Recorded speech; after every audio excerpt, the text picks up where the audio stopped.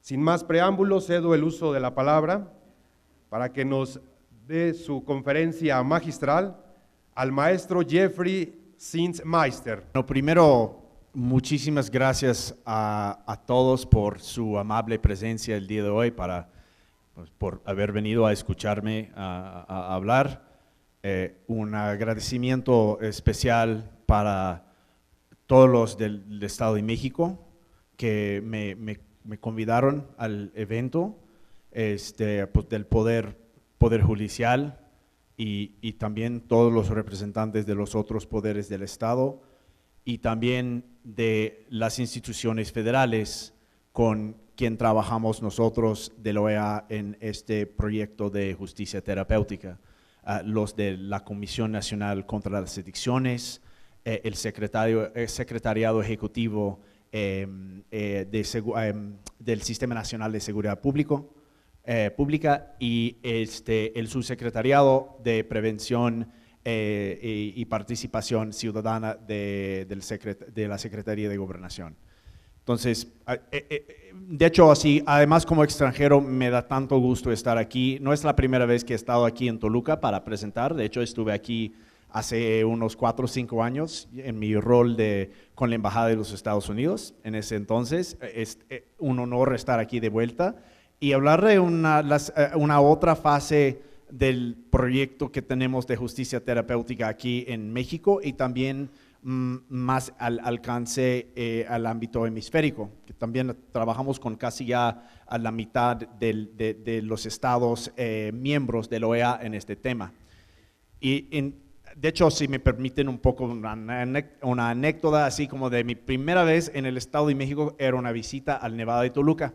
Y yo así apenas había llegado a México, o sea, no manejaba bien el idioma, no sabía qué era la primera vez que había visto un comal, ya, o sea, ya me acuerdo muy bien de esto. Y además yo no sabía que tenía montañas tan altas así en los alrededores de México. Entonces fuimos al Nevado y fue un sufrimiento al inicio, pero impresionante. O sea, de hecho, yo creo que las montañas de México son uno de los tesoros de que no se habla suficientemente de este país, porque hay unas montañas así increíbles, el Nevado es una de ellas, o sea, increíble. Entonces, pues, perdón por el preámbulo así un poco largo, pero de hecho es realmente un honor para mí estar acá. Yo quisiera hablarles, o sea, obviamente tenemos un proyecto aquí en México y efectivamente apalancando los tremendos esfuerzos que han hecho esas 3 dependencias federales con las cuales trabajamos. De hecho, esfuerzos increíbles y también los esfuerzos del Estado de México y los otros estados, los otros 5 estados que son 6 en total.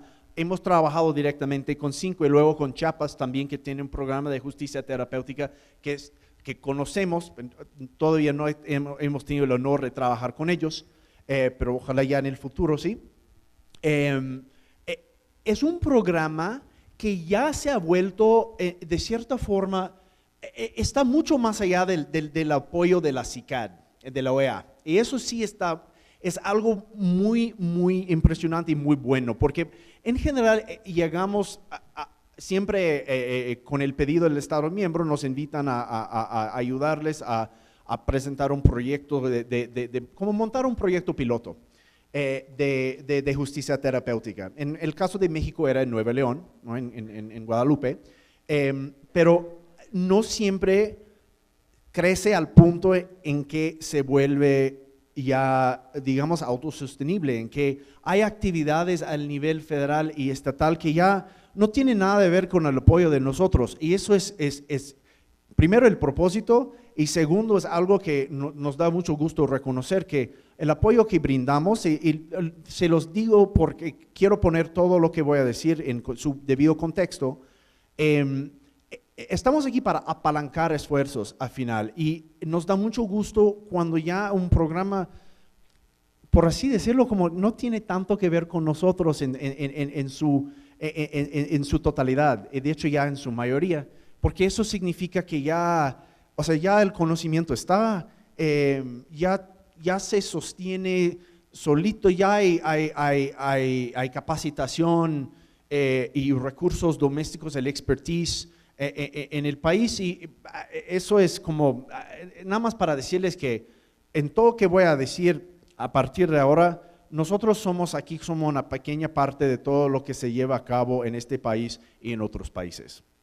Entonces, ¿me pueden pasar a la próxima diapositiva, por favor? Efectivamente voy a hablar de 5 cosas, o 5 temas. Primero, un poco sobre el programa a nivel hemisférico de la OEA en la justicia terapéutica, un poco de los objetivos del modelo, y cuando digo modelo me refiero a los principios básicos de la justicia terapéutica, el impacto que hemos visto ya en países que han tenido programas de justicia terapéutica suficientemente grandes y prolongados, que han dejado a académicos o a entidades gubernamentales, han dejado que lleven a cabo estudios de impacto o de resultados. Eso es como algo incipiente en México también, o sea, ojalá ya en el próximo futuro podemos empezar a echarle a andar estudios similares de impacto, porque son complicados y requieren tiempo, requieren datos, se requieren como datos a través de muchos años para realmente llegar a estudios de impacto relevantes, por así decirlo. Luego voy a pasar del nivel hemisférico ya más al nivel nacional, un poco sobre el trabajo que llevamos a cabo en conjunto con el gobierno de México y con el gobierno de los Estados Unidos, que en el caso del proyecto del trabajo de nosotros es el donante para nuestros esfuerzos a través de la iniciativa Mérida. Entonces, como pues en este punto también hay que agradecerles a la embajada también por todo el apoyo que nos han brindado y la confianza a través de los años, porque es algo como bajo ese alero de la colaboración bilateral entre los dos países. Y al final, o sea, como el quinto tema, el camino hacia adelante. O sea, ¿qué prevemos en los próximos años con el programa, el proyecto al nivel federal y también al nivel estatal? Y entonces, pues, eso dicho, vamos a pasar primero, o sea, si pueden pasar a la próxima diapositiva, hablar un poco de la justicia terapéutica como es una alternativa al encarcelamiento, como ustedes saben. Si vemos los 3 circulitos, o sea, dentro del círculo de alternativas hay la justicia terapéutica, y luego los tribunales de tratamiento son un componente adentro, o sea, uno de los varios componentes de la justicia terapéutica. Y que la justicia terapéutica obviamente no se limita a los tribunales, aunque son el componente que ya es como el componente de la justicia terapéutica sobre lo cual ya se sabe más académicamente hablando por el número de años que han estado operando programas los tribunales de tratamiento. Pero, por ejemplo, sí, también hay programas de diversión primaria, o sea, antes que empiece el proceso penal, es justamente en esta fase donde trabaja el programa de Chiapas. Entonces, no se limita a eso, y nuestra visión tampoco se limita a los tribunales, aunque es un componente importante, y además es el componente que ya se sabe más en términos de las buenas prácticas, que para nosotros, que somos una criatura de los Estados miembros, o sea, rendimos cuentas a los Estados miembros, somos totalmente dependientes para nuestro financiamiento en nuestros Estados miembros, así que siempre nos ubicamos adentro de las buenas prácticas basadas en la evidencia, porque es como nuestro deber a nuestros, pues efectivamente a nuestros jefes, que son México, Estados Unidos, pues directamente en este programa, y también a nivel hemisférico todos los Estados miembros de la OEA. Próxima lámina, por favor. Como dije, ya hemos trabajado de alguna manera u otra en la mitad aproximadamente de los Estados miembros de la OEA, en algunos estados más, en algunos estados menos, pero pueden ver efectivamente cómo somos el panorama así con las banderitas Pero México en particular se destaca por ya la visión y yo diría hasta la audacidad de la visión que tiene el Estado en términos de realmente transformar lo que era por muchos años un proyecto piloto a un programa de alcance nacional. Eso es voy a hablar más enseguida sobre eso, es un gran reto, eso sí, pero también o sea, hay que atreverse a veces, ¿no? Y yo creo que es un atrevimiento muy bienvenido, muy necesario y también algo que va a impactar de forma positiva a mucha gente. Entonces, eso digo porque el trabajo increíble por parte del gobierno federal mexicano y al nivel estatal ha sido algo, como personalmente hasta es algo de gran agrado, es algo que me ha hecho así como, me ha impresionado mucho. Próxima lámina, por favor. Pasando ya al segundo tema.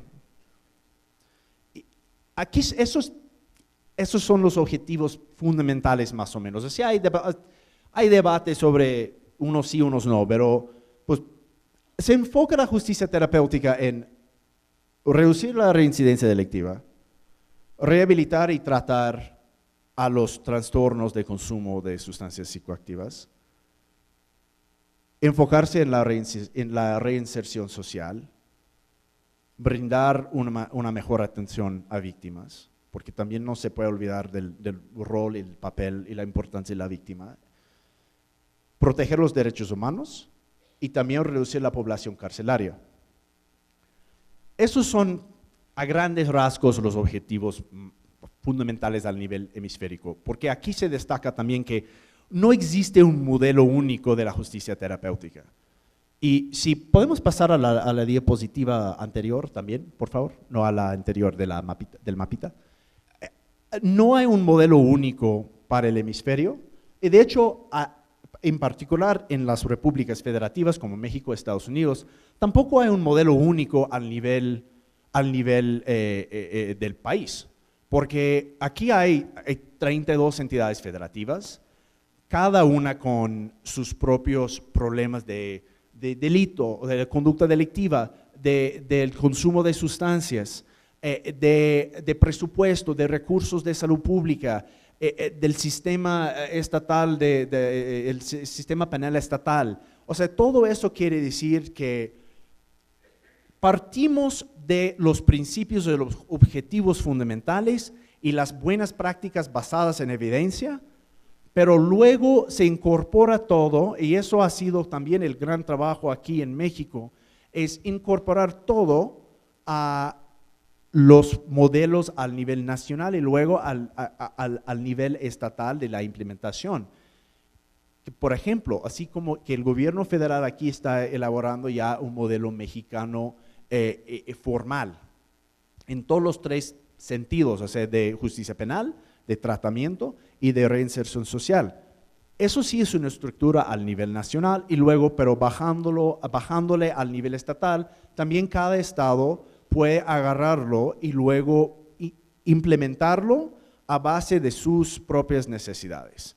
Y eso sí es importante. Es importante también reconocerlo porque tenemos que pensar muy al nivel local, porque esos problemas son muy al nivel local. Y si hablan con los jueces, también hay jueces aquí que han trabajado, como el juez Cedillo de aquí del Estado de México, que dicen que es algo muy al nivel de la comunidad, además, en términos de atender a los participantes. Entonces, como que partiendo de los principios a grandes rasgos, también lo estamos bajando ya al nivel local para realmente elaborar un modelo a la medida. La próxima, otra vez, de los objetivos, gracias.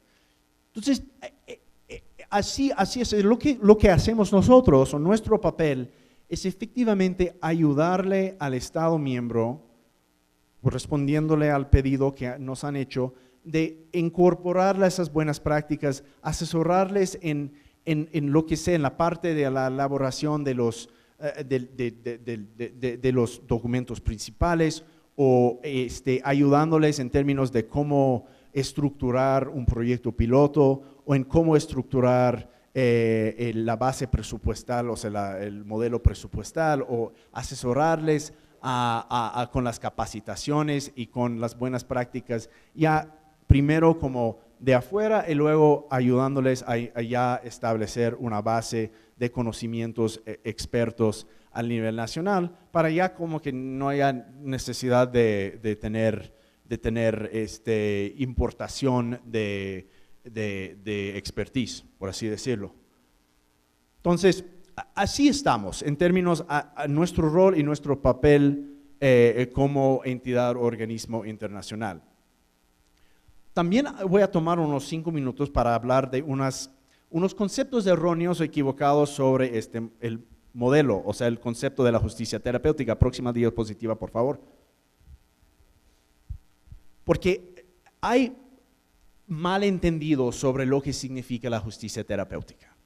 Y a veces se circulan porque no se sabe exactamente, o sea, no se entiende exactamente lo que es la justicia terapéutica. Empiezo, por ejemplo, la participación esforzada o obligatoria en los programas de justicia terapéutica. Y no, o sea, no es el caso. Aquí en México o en cualquier otro país que tiene un programa de justicia terapéutica, no hay obligación de acudirse o permanecer en un programa de justicia terapéutica. La idea es que es una opción dada al que que a través de un tamizaje o otros criterios que es elegible para participar y puede acudirse si le convenga. Es decisión del participante y con la ayuda de su defensor de decidir si quiere participar, acudirse y a la medida en que esté en el programa, permanecer en el programa. Y a veces llega a esas ideas de que por qué el participante está enfrentando una decisión entre participar en el programa de justicia terapéutica o continuar en el sistema penal ordinario, que de alguna manera esa decisión es forzada o obligatoria. Pero la verdad es que cada persona que se encuentra adentro del sistema de justicia penal ya enfrenta decisiones en un universo limitado. Y lo que hace la justicia terapéutica, así resalto, es expandir el universo de las opciones para las cuales el participante es elegible.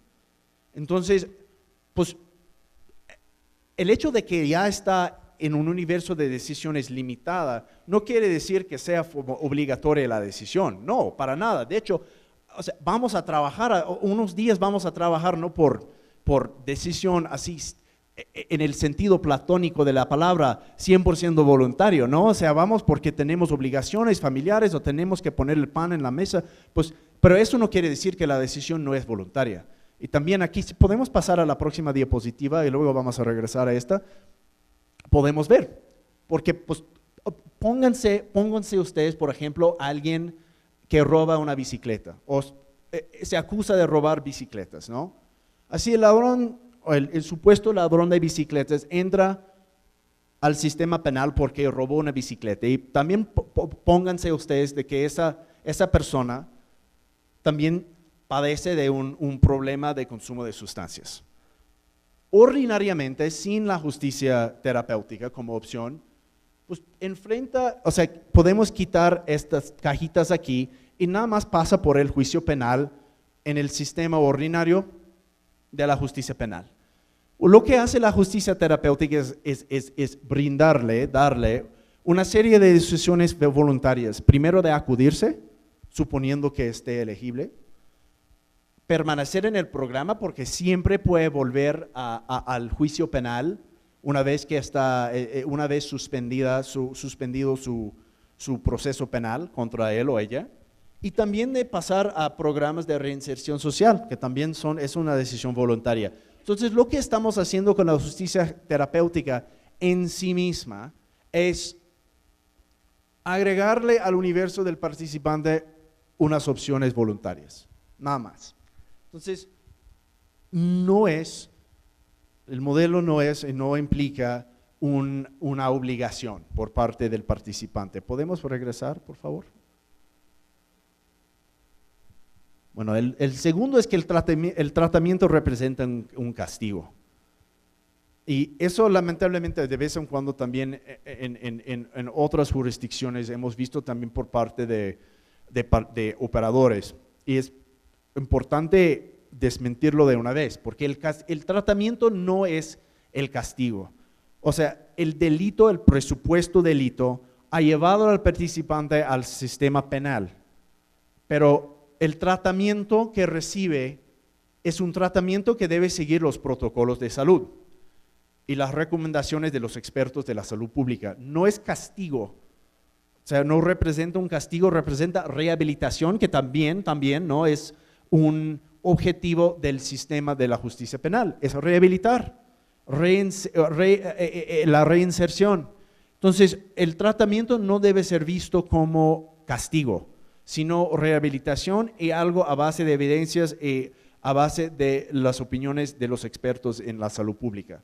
Si se quiere, obviamente, si quiere regresar al sistema penal ordinario, pues puede ser que haya elementos de, pues obviamente el encarcelamiento puede ser visto como castigo, ¿no? Pero eso es otra parte del sistema, no es el objetivo del tratamiento adentro del sistema de la justicia terapéutica.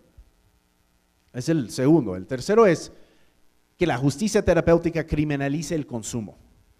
Y aquí me pongo un poco más enfático y digo no, 1000 veces no, porque esa opinión representa una equivocación fundamental en términos de la educación cívica, porque quien criminaliza la conducta es el poder legislativo y no el poder judicial. Entonces, cuando vemos el tema en términos de la conducta que es delito penal y la conducta que no lo es, eso es tema del poder legislativo, sin o con el visto bueno, dependiendo del caso, ¿no? El procedimiento de la máxima autoridad del poder ejecutivo. Pero la justicia terapéutica solamente está ahí para lidiar con los delitos que ya están establecidos por el poder legislativo. Entonces, si la posesión, por ejemplo, en algunas jurisdicciones, pónganse ustedes como la República Dominicana, donde la posesión simple es delito penal, eso es decisión del poder legislativo. Entonces, si entran casos y son elegibles así para la justicia terapéutica bajo los rubros de la jurisdicción, están ahí en el sistema penal porque el poder legislativo, por el voto del pueblo, ha decidido criminalizar el consumo. O no, aquí en México no es criminalizado. Entonces no entran en estos casos así bajo el nuevo rubro penal de la posesión simple. Pero cuando están tocando en la puerta equivocada aquí, porque si el objetivo de alguien es cambiar lo que es criminal y no, lo que no es o lo que es delito penal y no lo que no lo es, hay que enfocarse en otro campo, ¿no? En otro ambiente, no en la justicia terapéutica. La justicia terapéutica solamente trabaja adentro de los rubros del campo, adentro de los límites que han establecido el poder legislativo con el visto bueno, ¿no? del presidente del país o del gobernador del estado. Entonces es importante reconocer que son temas totalmente independientes. Y si uno fuera a favor de legalizar todas las drogas, eso no quitaría la necesidad para la justicia terapéutica, porque la justicia terapéutica enfoca en los delitos provocados por un consumo problemático subyacente. Entonces, todavía tenemos el ladrón de bicicletas, pues que sea legal o no la sustancia que está consumiendo, bicicletas, sigue cometiendo hurtos, sigue cometiendo agresiones. La legalidad o no de la sustancia en cuestión no afecta el impacto que tiene sobre su consumidor. Entonces son temas muy distintos, y cuando salen críticas del sistema basados en eso sí, o sea, me pongo así ese deseo de enfatizar ese punto. Son temas independientes. El tema de legalizar o no las drogas no tiene nada que ver con el modelo de la justicia terapéutica, porque se enfoca en delitos establecidos por otro poder, primero, que tienen como condición subyacente un consumo problemático de sustancias que sean legalizadas o no en el futuro. Entonces, temas independientes, repito. Y 4, que la OEA recomiendo en 12 un modelo de justicia terapéutica de un país en particular. También eso es como una repetición un poco de lo que acabo de decir hace rato, pero les digo que, pues obviamente que no estamos aquí para endosar un modelo de cierto país. Endosamos las prácticas, las buenas prácticas basadas en la evidencia, y luego ayudamos a incorporarlas en los modelos a la medida de las condiciones, de las circunstancias, de las jurisdicciones aplicables, nada más. Pero es importante que conozcamos y sepamos las dimensiones de la justicia terapéutica y no perdernos a veces en esos conceptos erróneos que a veces circulan en los medios sobre el modelo, porque no son ciertos. Y yo sí, como no tengo problemas, a veces cuando vienen de fuentes que deben saber mejor, no tengo problema en que se enfaticen en la necesidad de seguir las buenas prácticas, porque sí, eso es esencial. Sí, como por ejemplo ver el tratamiento como un castigo, así, o sea, es fundamental, o sea, no podemos verlo así. Pero también como que no nos vengan a dar tole con el dedo de decir que la justicia terapéutica está criminalizando el consumo, por favor, porque no es cierto. Entonces, la próxima lámina, por favor. Bueno, ya hay la que sigue. La que sigue, por favor. Ahí pasamos a unos resultados, porque si los conceptos erróneos nos vienen de la parte como más retórica, son como argumentos más retóricos, yo les vengo el día de hoy con unos datos más duros, porque en países que han tenido programas a largo plazo ya de justicia terapéutica, como Estados Unidos, como Chile, por ejemplo, ya como con datos suficientes para montar estudios de impacto, podemos ver que sí. Por ejemplo, ese estudio tomó en cuenta 29 tribunales en todo el país de Estados Unidos con casi 2,000 participantes y reveló primero como una reducción tangible de conducta delictiva, también la conducta delictiva relacionada con drogas, o sea, también una reducción palpable, así como tangible, con resultados tangibles para la comunidad donde estaban esos programas. Entonces sabemos que si siguen esas buenas prácticas, un modelo sí puede funcionar para reducir esa conducta delictiva, porque es un estudio bastante grande, bastante rigurosa esa. La próxima, por favor.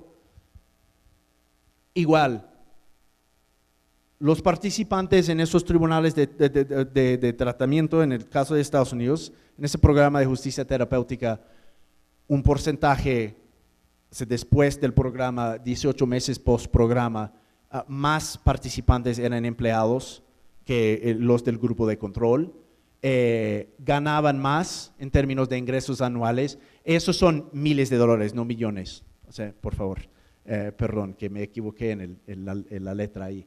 Pero ganaban más en su promedio que los en el grupo de control. La próxima, por favor.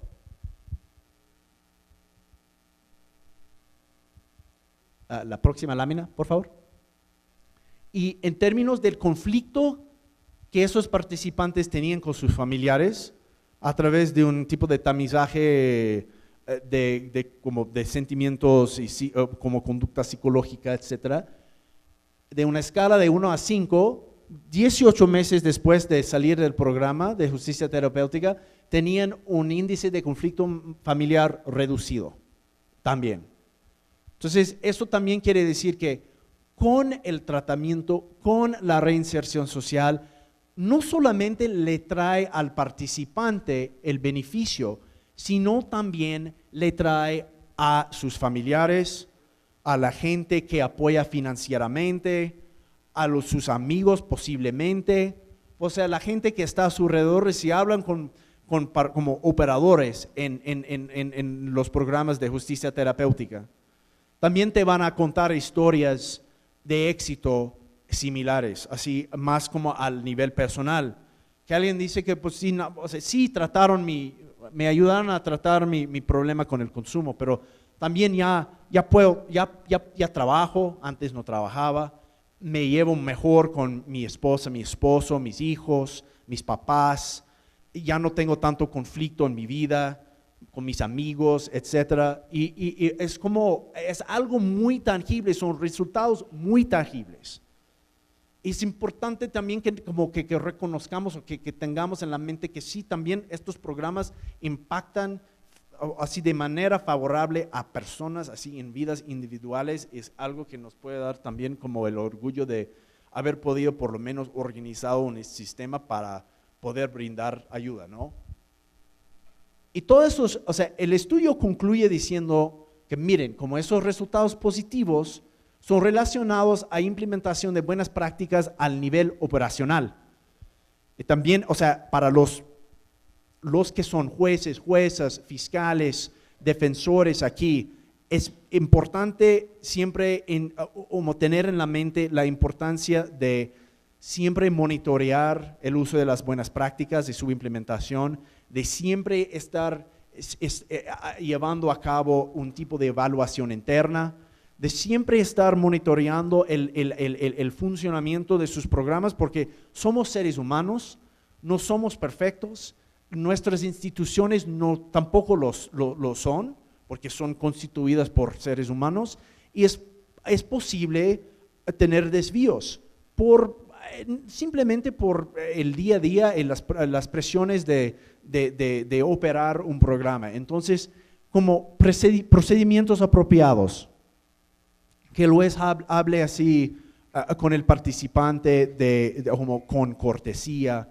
de manera así como adecuado en términos sobre su tratamiento, que le escuche al participante.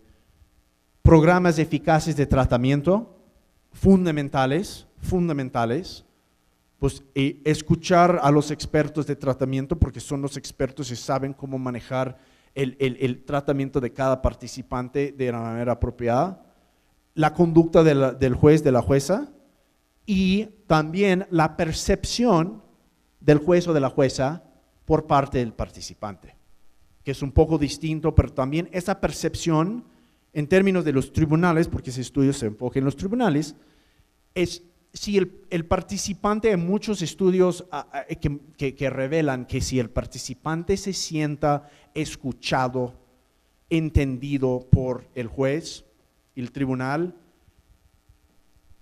aunque las cosas no le vayan tan bien o como hubiera deseado, está mucho más propenso a sentirse bien con el funcionamiento del sistema, porque se siente que el sistema lo ha tratado de manera eficaz y justa. Pues eso es efectivamente, o sea, no voy a perder mucho tiempo en los resultados, pero en Estados Unidos ese estudio, y hay muchos más, muestran que siguiendo las buenas prácticas y adaptando el modelo a las circunstancias de la jurisdicción, sí podemos ver resultados tangibles en las vidas de los participantes. También próxima lámina, por favor. En Chile, esos datos son del gobierno, reducción de reincidencia penal, también el costo, obviamente pues encarcelar cuesta mucho, pero son así grandes ventajas también del modelo en Chile, cómo ha funcionado allá. La próxima lámina. Y luego también, o sea, nada más tengo unos resultados de un programa un poco distinto en Costa Rica, porque Costa Rica sí tiene un programa de justicia terapéutica, un programa de tribunal de tratamiento, Pero también tiene un programa muy interesante, también que es un programa de justicia restaurativa, que también como se solapa un poco con el programa de justicia terapéutica, pero también es un modelo que, basado en sus propias experiencias, en su propia jurisdicción, tiene un enfoque más de un corte comunitario, como que lleva a los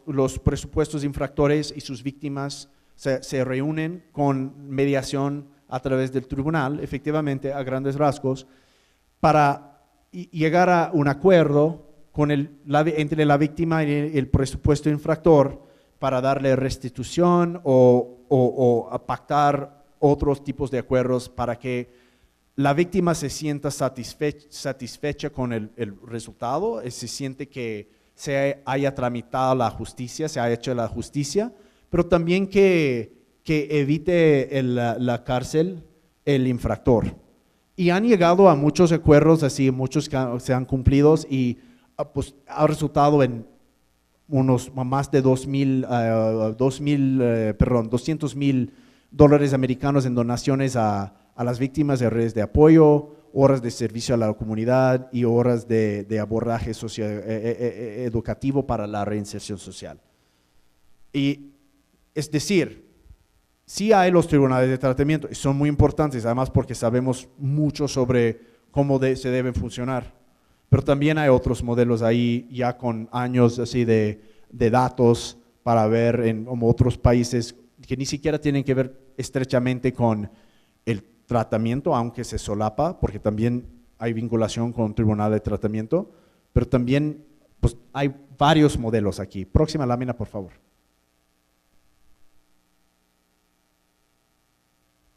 Ya bien. Hablando muy a lo general, ya ahora vamos a pasar de lo hemisférico y de los resultados más al nivel de México. En la vida del crecimiento de un programa de justicia terapéutica, efectivamente hay 4 fases. Y es más complicado que eso, obviamente, pero es como para el propósito de esa plática, yo creo que eso ya dice lo suficiente. Primero, hay la construcción de consensos, que es decir, si queremos un programa piloto de justicia terapéutica, si tenemos interés en escalarlo si disponemos de los recursos necesarios tanto del sistema penal, de la justicia penal como de la salud pública para llevarlo a cabo. Ya pasada esa fase, llegamos a la segunda, que es la implementación del proyecto piloto, luego la expansión y la escalación, o sea, escalar el programa, y luego su institucionalización. Eso quiere decir como que se haya un presupuesto ya recurrente y suficiente, que haya instituciones civiles apoyando los programas, que haya un consenso más al nivel social de conocimiento primero social sobre lo que hace el programa y un apoyo al nivel social sobre sus objetivos. Y aquí está, efectivamente en México estamos construyendo el puente entre la fase 2 y la fase 3, porque vamos a ir de los 6 programas, o sea, los 6 estados que tienen programas existentes, a programas en toda la República Federativa y también, si Dios quiera, a nivel más escalado. Así es, ahí viene el reto, ¿no? Es el programa piloto, perdón, voy a abrir el agua, pero debería haberlo hecho antes, pero gracias, permiso.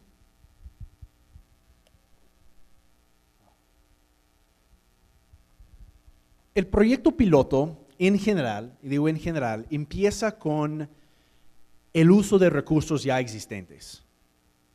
El uso de un tribunal, una sala ya, con el ejemplo de los tribunales, una sala de juicios ya existente, un juez que ya está, un centro de tratamiento que ya existe, programas de reinserción social ya existentes. Así, y cada entidad brinda su parte y así como se acumulan los recursos necesarios para el proyecto piloto. Allí ya es un reto, porque es esa interinstitucionalidad, por así decirlo, si lo he dicho bien en castellano, es difícil que las instituciones del sector de justicia, el sector de salud, el sector de reinserción, se integren de esta manera desde el inicio, y luego la gente se van acostumbrando, ¿no? Pero al inicio es difícil, además porque un juez, un médico, en general sus entornos son en la justicia o en la salud, y luego hay la necesidad de cooperar. Pero los recursos por lo menos ya son existentes. Pero luego cuando tú pasas a la siguiente fase, y luego tienes que realmente agarrar un presupuesto más sostenible, más grande, necesitas instalar más centros de tratamiento o disponerse por lo menos, porque pues, a veces nada más uno dispone de los centros ya activos, pues son del Estado o son privados, dependiendo del modelo. Pero se requiere realmente un recurso, primero, más grande, y segundo, un recurso que es más sostenible, porque realmente es muy difícil ya montar una estructura más de nivel escalado sin por lo menos la confianza de que vaya a haber un recurso suficiente para mantenerlo ya en los próximos años. Pero, o sea, sí es un reto, obviamente. No solo en la capacitación, etcétera, la coordinación de escalar cualquier actividad.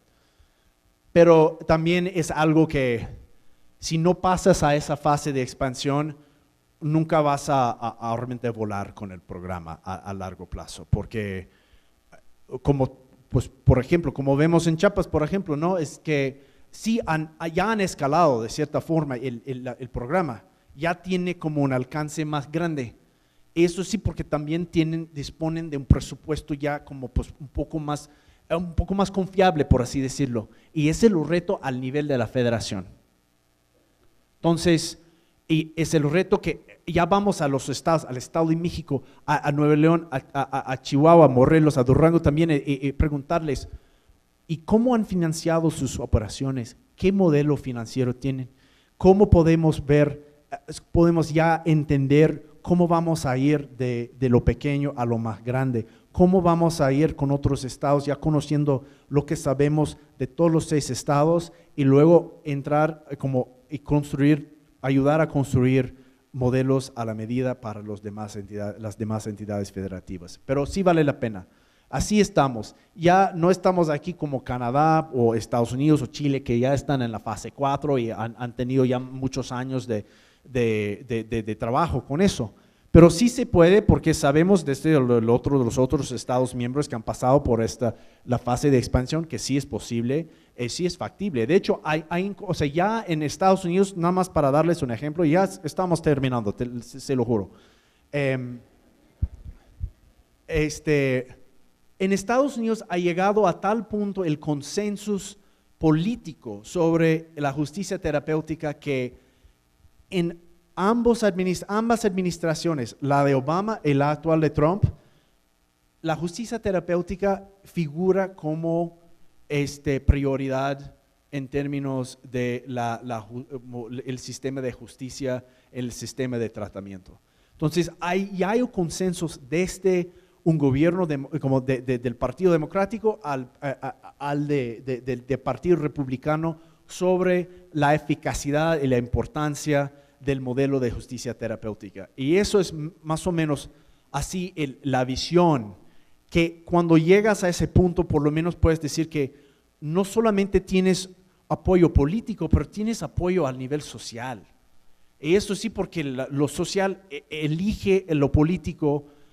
Así es como queremos, así es como la visión, por lo menos a largo plazo. Pero aquí estamos así a la mano con el gobierno federal y ya volviéndonos a ver, ok, así estamos en términos del panorama a nivel estatal, hablando con los actores, los operadores, los actores políticos, entender cómo estamos, ayudar al gobierno a elaborar el modelo y luego ver, así empezar con la expansión, muy a la mano con ustedes, pues obviamente, y con el país donante, que también nos está brindando mucha asistencia. Próxima lámina. Pues bueno, efectivamente me repito aquí. Entonces, la próxima.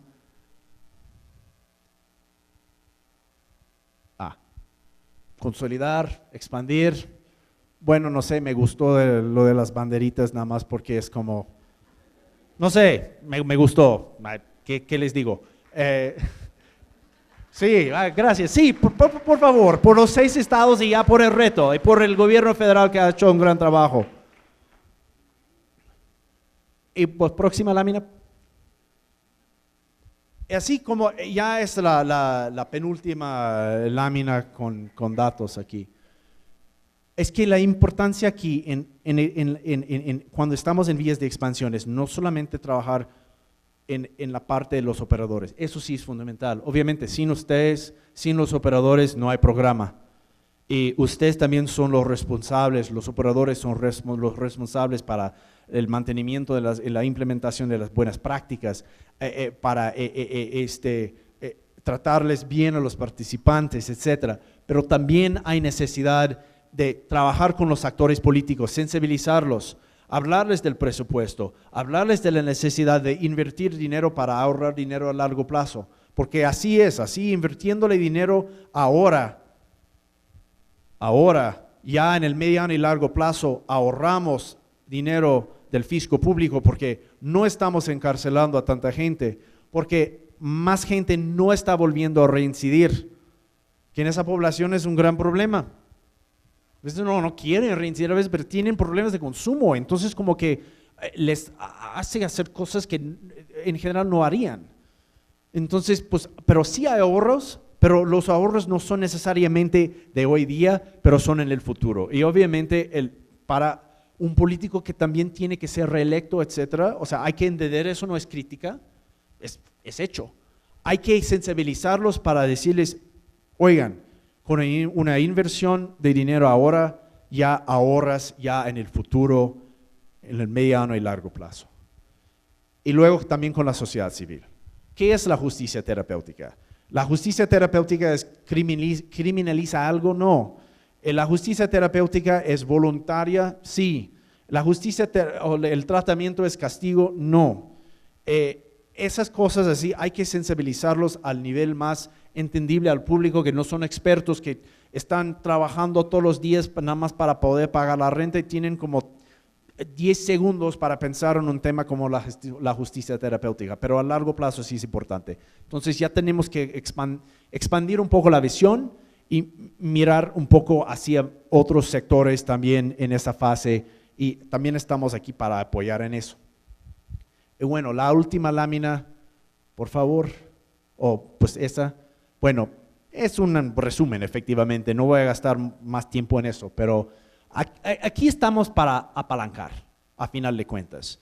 Y es gracias a la generosidad del gobierno de Estados Unidos y los grandes esfuerzos y los recursos invertidos por parte de la Federación y por parte de la gente que todos están aquí, de los estados, Estado de México, Chiapas, Durango, Chihuahua, Nuevo León y Morelos, que tienen programas, y los que están aquí, que están interesados, de Quintana Roo, San Luis Potosí, que hay otros estados aquí, seguramente, no sé, pues levantan la mano si son de un estado que está interesado en un programa de justicia terapéutica, pero todavía no tiene uno. Sí, gracias. O sea, gracias por estar, gracias por escucharme. Mi deseo como representante de la OEA es estar aquí para servirles, porque a final de cuentas, como dije hace rato, nosotros somos un organismo compuesto por los Estados miembros y México es un Estado miembro clave y literal soy su servidor, y del gobierno de Estados Unidos igual. Entonces, muchísimas gracias por la atención. La última lámina, por favor, que tiene mi correo electrónico. También estoy aquí todo el día de hoy, el día de mañana. Si me quieren hablar, Muchísimas gracias. Estoy aquí para contestar a preguntas después, etcétera. Muchas gracias.